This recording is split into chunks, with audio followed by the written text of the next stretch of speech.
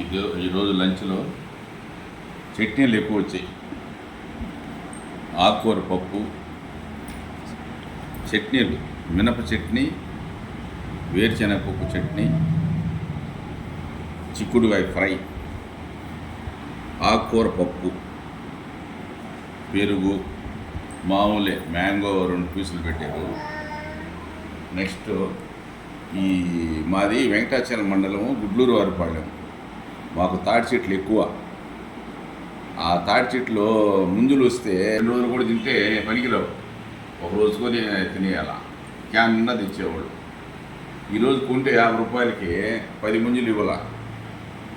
Season వస్తుంది కాబట్టి ఈ కొనుక్కొని తినండి. సీజన్లో చాలా మంచిది. లైక్ చేయండి, సబ్స్క్రైబ్ చేయండి, షేర్ చేయండి. Bye, thank you.